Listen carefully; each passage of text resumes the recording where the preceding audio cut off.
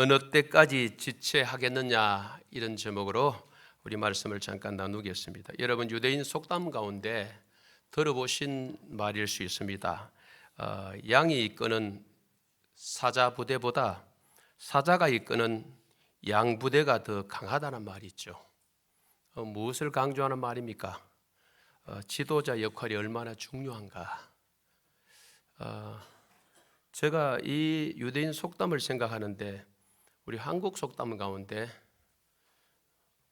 구설이 몇 마리라도 서말이라도 꿰어야 보배다.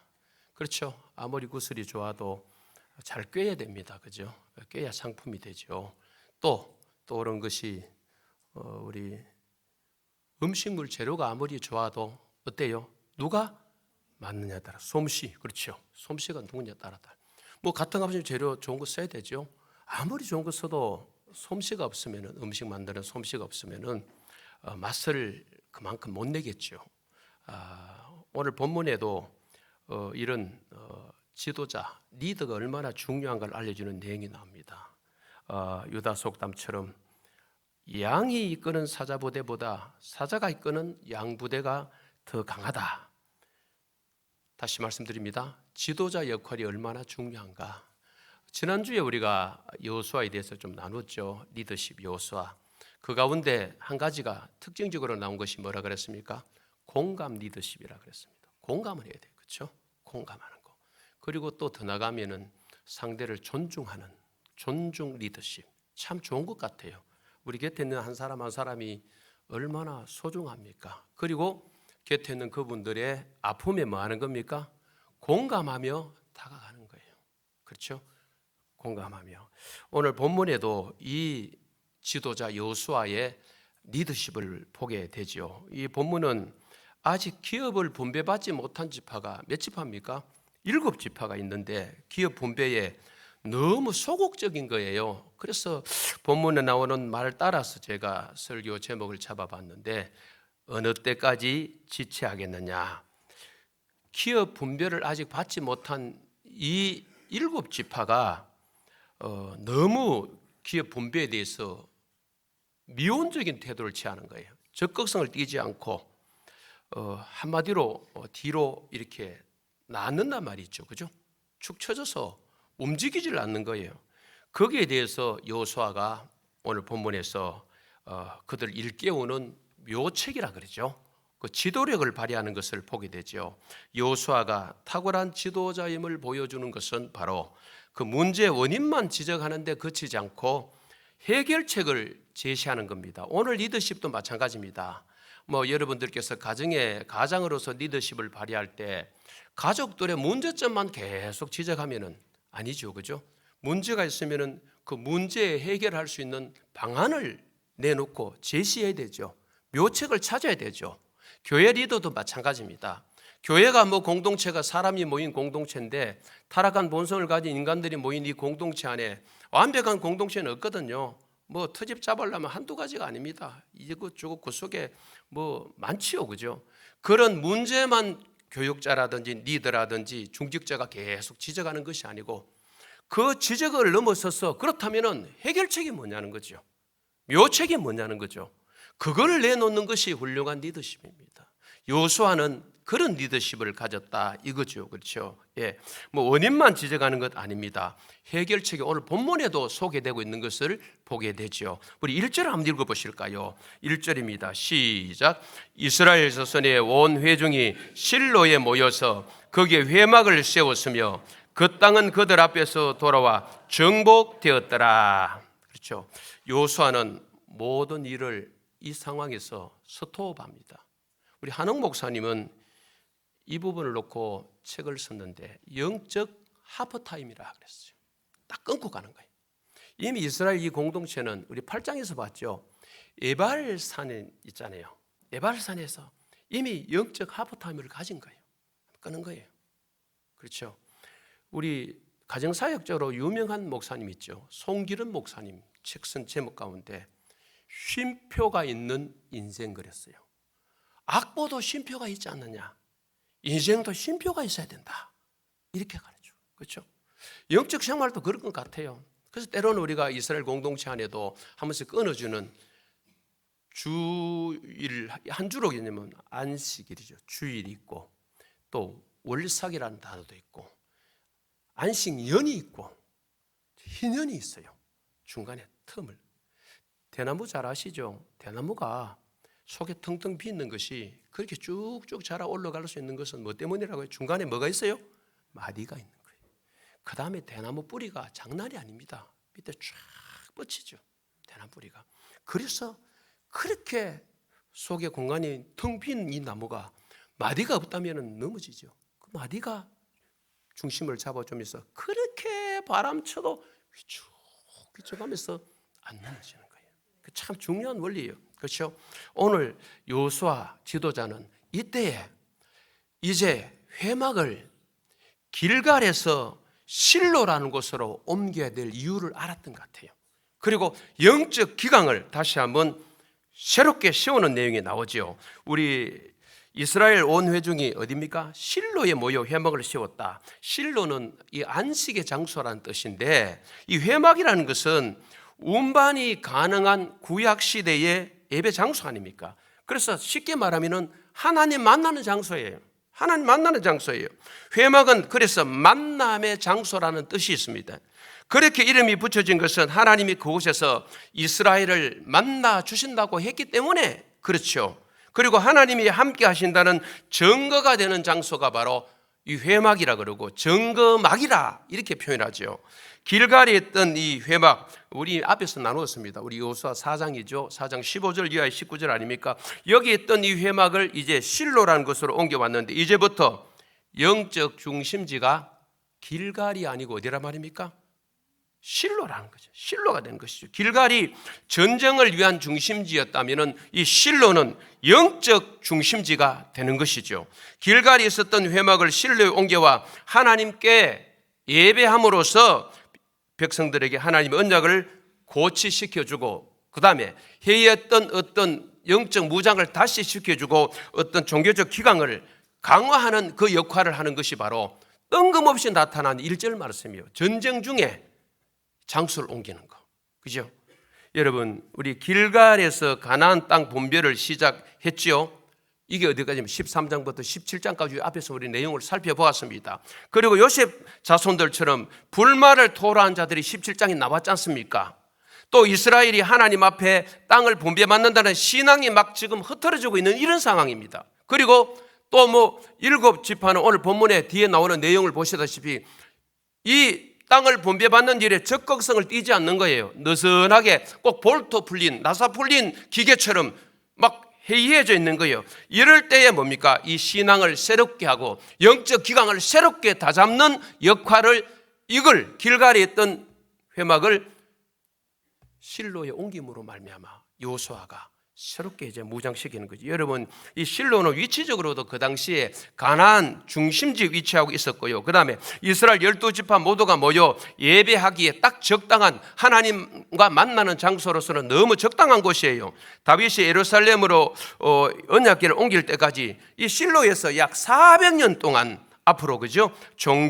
이스라엘 종교의 중심지가 되었죠. 예루살렘이 통일 이스라엘의 수도가 되기 전까지 이스라엘 12지파의 영적 구심점 역할을 했던 그 장소가 바로 실로라는 이 장소이죠. 그렇다면 여기서 우리가 한번 돌아봅니다. 여러분들께서는 하버타임이 필요합니까? 대나무 마디 끊듯이 어떤 끊어가는 시간이 있습니까? 도끼질을 하는 사람이나 톱질하는 사람, 특히 도끼질이죠. 지혜로운 사람은 도끼를 10분, 20분, 30분, 며칠 치다가도 도끼 날을 보면서 뭐 해요? 갈아요. 어리석은 사람은 갈 생각은 안 하고 시간 아깝다고 죽으라고 치는 거예요. 죽으라고 치는 그 사람보다는 중간중간에 한번 끊어서 도끼 날을 점검하고 낫이라 그러죠. 시골에 나를 점검하면서 작도 나를 점검하면서 갈아서 가는 사람이 누가 빠를까요? 우리 영적 생활도 그런 것 같습니다. 꾸준히 달려감이 있어서 때로는 지칠 때도 있고 힘들 때도 있잖아요. 그 속에 우리가 우리 자신을 발견하면서 하나님, 때로는 쉼이 필요합니다. 재무장의 시간이 필요합니다. 여러분 육신의 일을 향해서 막 달려가다가 그 속에 영적인 어떤 무너진 것이 발견되지 않습니까? 왜 이런 일이? 열심히 달려가는 가운데 그런 일이 생길 수도 있습니다. 그러나 하나님께서 당신을 만나자고 하기 위해서 어떤 텀을 끊으시는 거예요. 그때 우리는 하나님의 사인으로 받아들이면서 알겠습니다. 하나님, 제가 하나님과 만나는 시간을 갖겠습니다. 장소를 정하겠습니다. 언제 배울까요? 어떻게 할까요? 지혜로운 성도는 그렇게 하는 거예요. 끊고 가는 거예요. 우리의 모든 문제가 다 그런 건 아니에요. 지극히 정상적인 삶으로 달려감에 있어서도 우리에게 고난이 있을 수도 있고 어려운 시련이 있을 수 있는 건 틀림없습니다. 그러나 당사자는 알게 되는 거죠. 목회자가 압니다. 지극히 정상적으로 내가 하나님 앞에 매달리고 하나님과 관계 속에 흩어짐 없이 나가는데도 교회가 문제가 발생했다. 그럴 수 있고 어떤 일에 대해서는 저의 기강이 무너진 것을 다잡기 위해서 리더인 저의 정신을 차리게 하기 위해서 하나님께서 교회 안에 어떤 문제의 발생을 주시는 경우도 있더라는 것이죠. 누가 알아요? 리더는 알아요. 캐치할 수 있어요. 이게 어떤 문제인지, 나 때문에 일어난 문제인지, 나를 어떻게 하기 위한 문제인지, 교회에 무엇을 원하는지 우리는 안다는 거죠. 누가? 리더는 알아요. 영적 감각이라는 게 있거든요. 그때 빠를수록 좋아요. 빠를수록 좋아요. 여러분, 여러분의 장소, 여러분이 서시는 공간이 어떤 장소로 서여집니까? 저는 설교 원고에 한번 적어봤어요. 우리 집은 어떤 장소로 공간으로 서여지는지. 단지 가족이 먹고 쉬는 공간은 아니, 가족 안에 공동체를 이루어서 만남의 대화, 교제, 때로는 예배, 기도, 이런 공간으로 쓰이는지. 교회 공간도 마찬가지입니다. 한국 교회가 큰 예배당이 비어있다 그러죠. 개척교회도 마찬가지입니다. 일주일에 예배 한번 드리면은 일주일 내내 비워놓고, 이런 교회가 이제 점점 늘어나는 거예요. 새는 나가지만은 공간이 서여지지를 않아. 소고립 교제가 있습니까? 교인 없다는 핑계도 있겠고요. 그 다음 있어도 코로나를 한번 겪고 나니까 만나면 안 된다, 거리 둬야 된다. 이게 한 3년 익숙해지니까요, 점점 이런 공간이, 공동체 모임이 약화되는 거예요. 이런 안타까움이 있습니다. 이때에 이 길갈에 있던 실로로 옮기면서 지도자 여호수아가 이런 부분에 있어서 탁월한 것 같아요. 하나님의 은혜를 입어서. 이뿐 아닙니다. 우리 2절에 문제가 나오죠. 3절까지 한번 읽어보실까요? 시작. 그러나 이스라엘 자손 중에 그 기업의 분별을 받지 못한 자가 아직도 7지파라. 너희가 너희 조상의 하나님 여호와께서 너희에게 주신 땅을 점령하러 가기를 어느 때까지 지체하겠느냐? 그렇죠. 앞에 다른 땅 내놔라, 더 내놔라 했던 요셉 지파의 문제도 있지만은 나머지 요단 중심으로 해서 동쪽에 2지파 반 땅 차지했습니다. 서쪽에 2지파 반 차지했습니다. 므낫세는 반반이었으니까 나머지 7지파까지도 얘를 먹이네.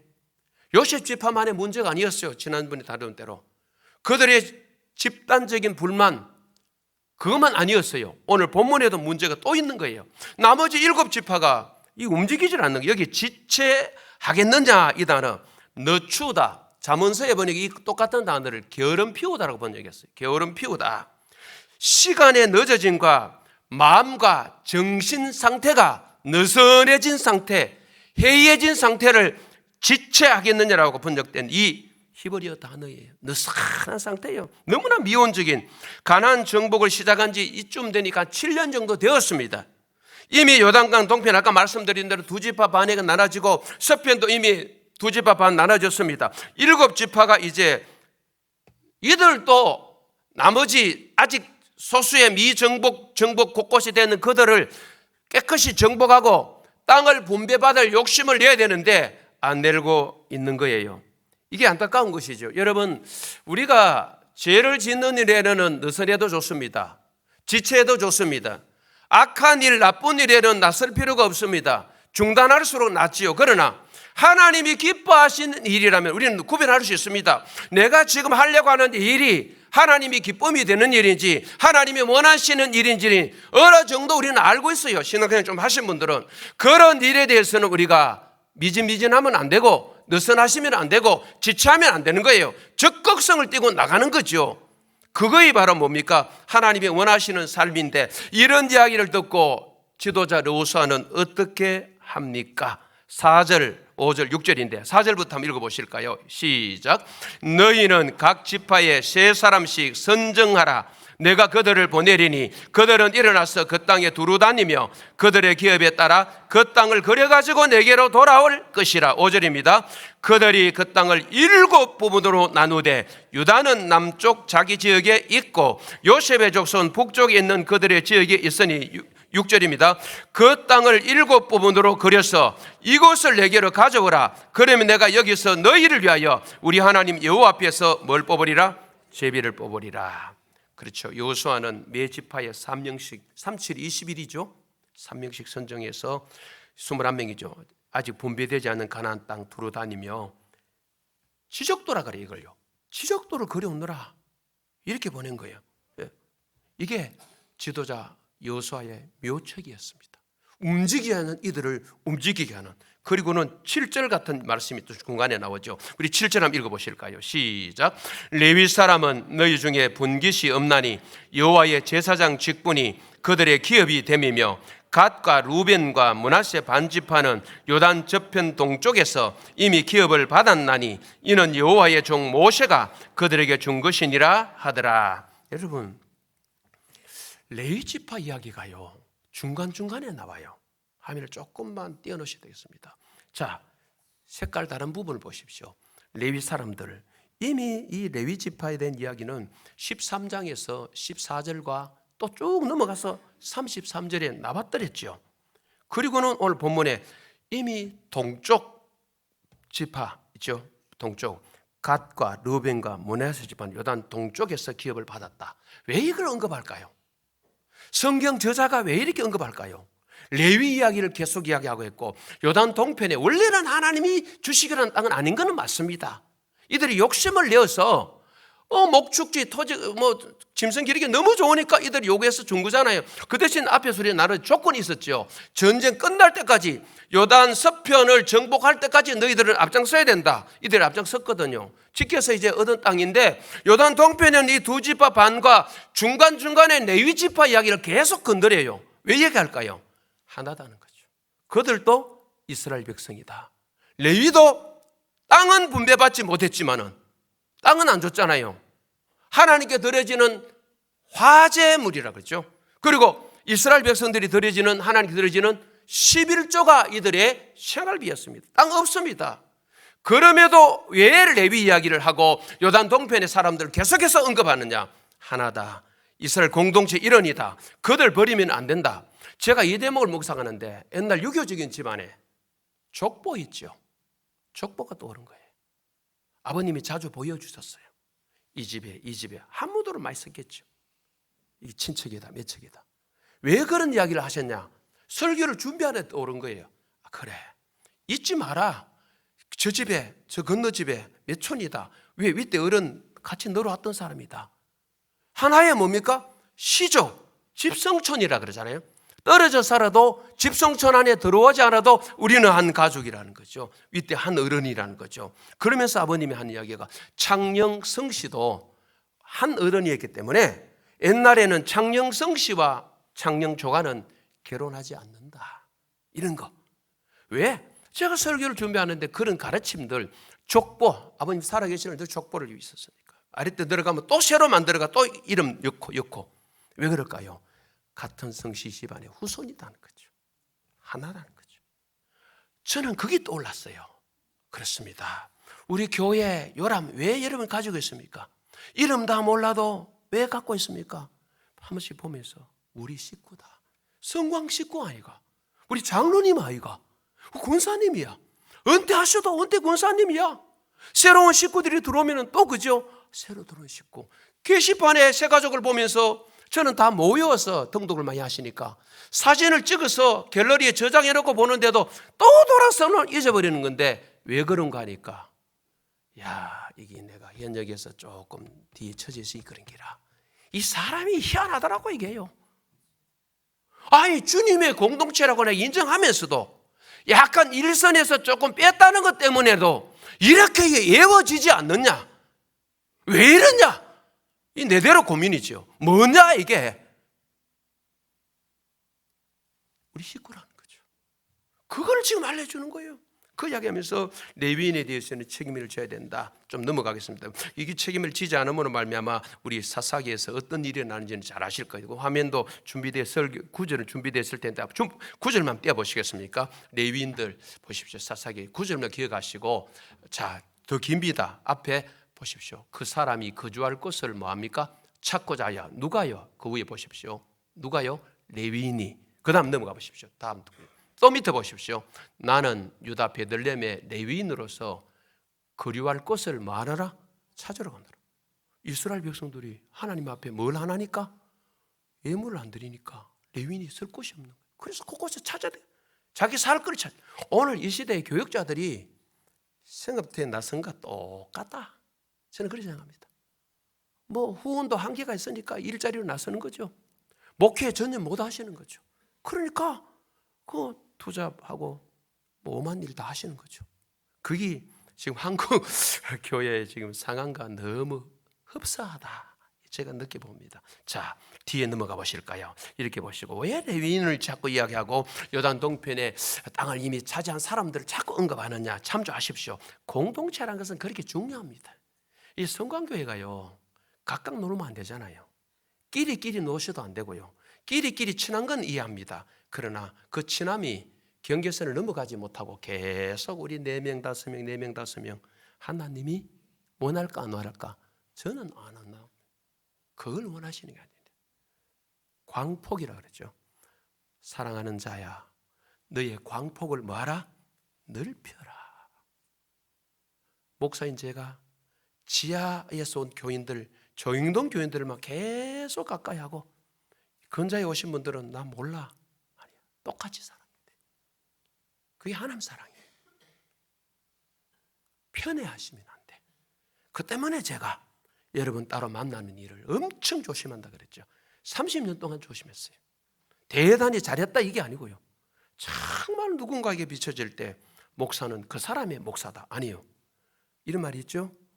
목사는 한두 사람의 목사가 아니고, 헌신하는 자의 목사가 아니고 온 교인의 목사가 되는 것이 그렇게 힘든데요. 이게 선배님들이 이야기해요. 온 교인의 목사가 되는 게 쉬운 거 아니에요. 그래서 온 교인의 어른은 목사가 돼야 돼요. 그리고 이 공동체성을 놓쳐서는 안 되겠죠. 자, 뒤에 보십시오. 어떻게 이들이 순종하는지. 8절입니다. 8절 시작. 그 사람들이 일어나 떠나니 여호수아가 그 땅을 그리러 가는 사람들에게 명령하여 이르되, 가서 그 땅으로 두루 다니며 그것을 그려가지고 내게로 돌아오라. 내가 여기 실로의 여호와 앞에서 너희를 위하여 제비를 뽑으리라 하니. 9절입니다.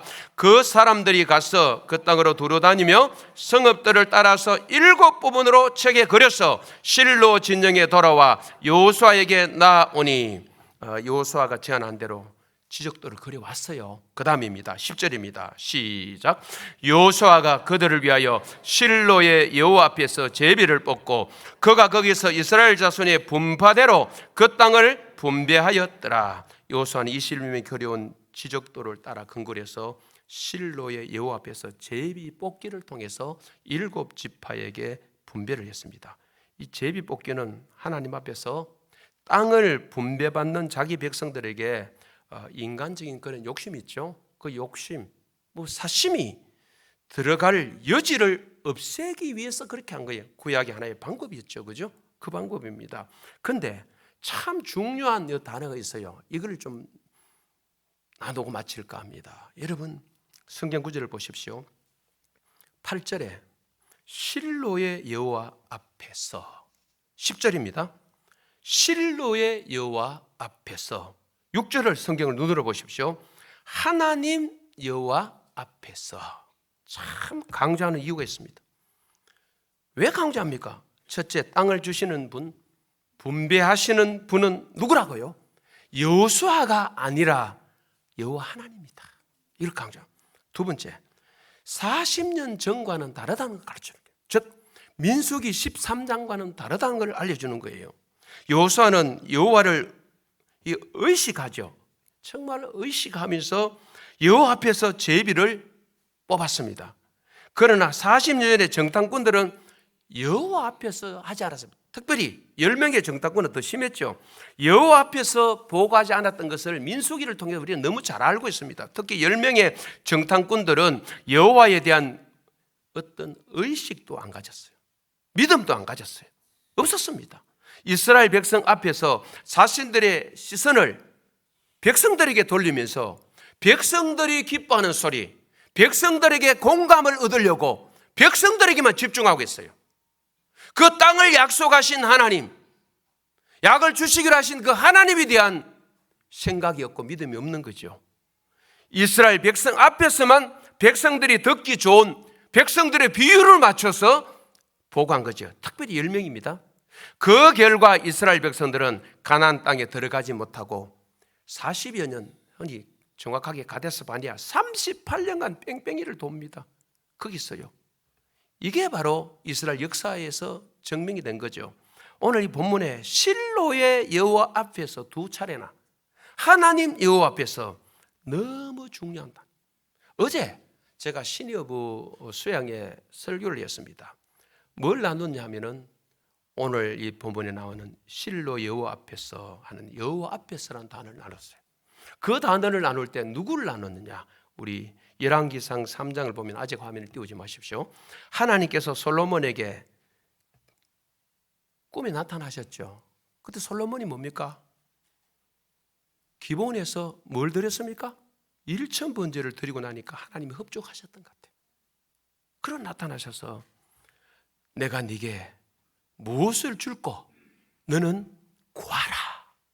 하나님이 하니까 솔로몬이 가장 먼저 말한 게 열왕기상 3장 6절이에요. 화면 한번 보십시오. 조금 떼어놓으시면 되겠습니다. 열왕기상 3장 6절. 우리 보이십니까? 한번 읽어봅시다. 자, 천천히 솔로몬이 시작. 솔로몬이 이르되 주의 종 내 아버지 다윗이 성실과 공의와 정직한 마음으로 주와 함께 주 앞에서 행함으로 주께서 그에게 큰 은혜를 베푸셨고 주께서 또 그를 위하여 이 큰 은혜를 항상 주사 오늘과 같이 그 자리에 앉을 아들을 그에게 주셨나이다. 자, 뒤에 걸 제가 나누자는 건 아닙니다. 화면을 좀 띄워놓으시면요. 제가 한 번 더 읽겠습니다. 솔로몬이 가장 먼저 뭘 말해? 솔로몬이 이르되 주의 종 내 아버지 누구 이야기입니까? 다윗 이야기.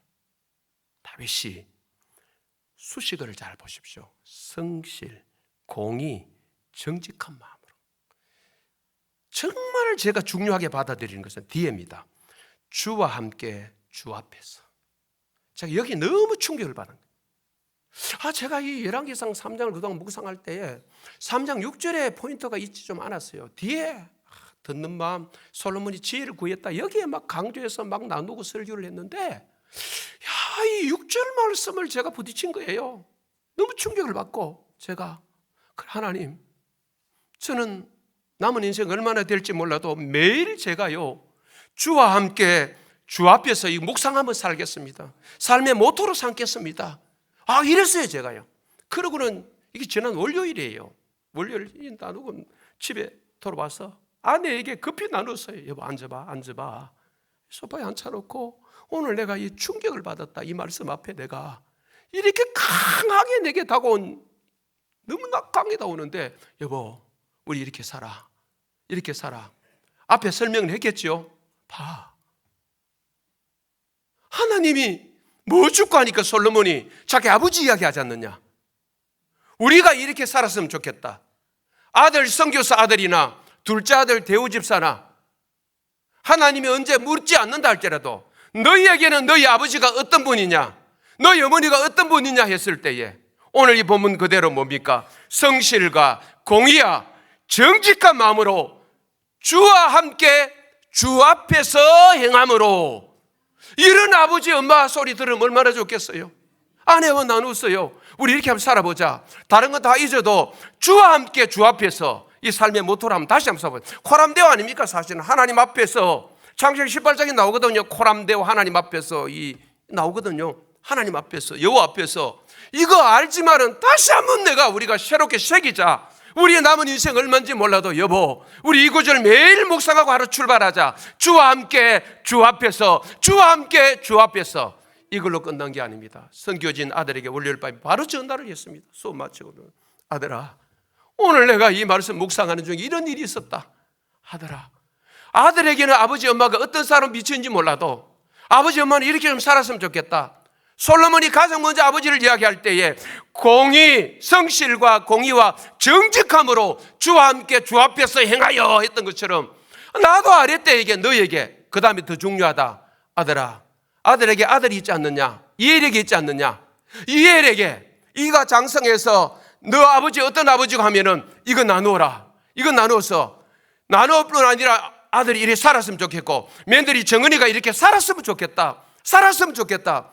주와 함께 주 앞에서 부탁하고 우리 대우 집사에게도 연락했어요. 성경 펴봐라. 아들아, 이거 아버지 이준이에게, 네 아들 이준이에게 아버지 엄마는 어떤 사람인가? 주와 함께 주 앞에서 행하여.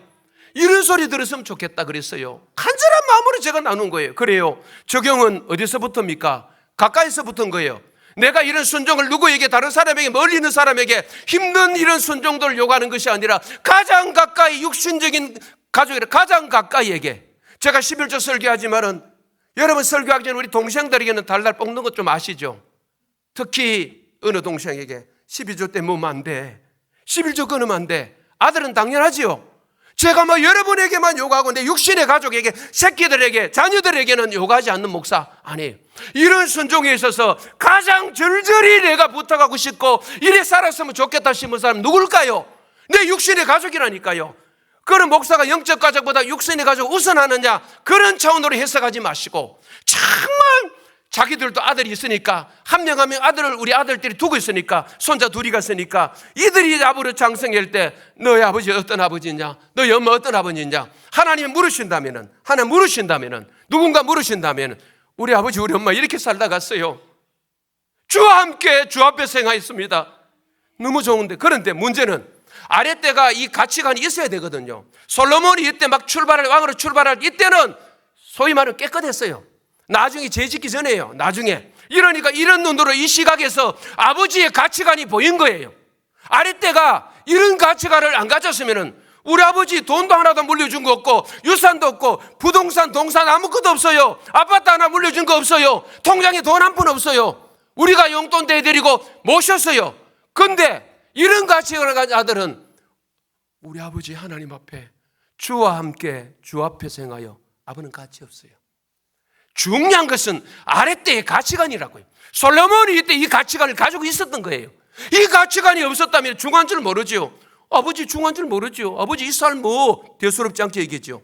그러나 이때 솔로몬은 이거 볼 수 있는 눈이 있었으니 아버지를 인정하는 거예요. 사랑하는 여러분들이요, 아랫때 참 마음대로 안 되시죠? 이런 자녀 다 되면 얼마나 좋겠어요. 근데 마음대로 잘 안 돼. 하나님 앞에 올려드리십시오. 언젠가 아버지 어머니의 신앙생활의 삶을 가치 있게 인정하는 그날이 아들이 되고 딸이 되었으면 좋겠다. 기도하십시오. 하나님은 그 소원의 기도를 들으시고 응답하실 줄로 믿습니다. 왜? 여러분 욕심을 위한 기도가 아니잖아요. 아랫때 신앙을 위한 기도잖아요. 아랫때가 이 가치관을 가지길 원하는 기도잖아요. 욕심이 들어가 있지 않은 기도이기 때문에 하나님은 더 잘 들어주실지 모르겠어요. 내가 하나님이 아니라서 모르지만은요, 저는 이게 너무 멋있는 것 같아요.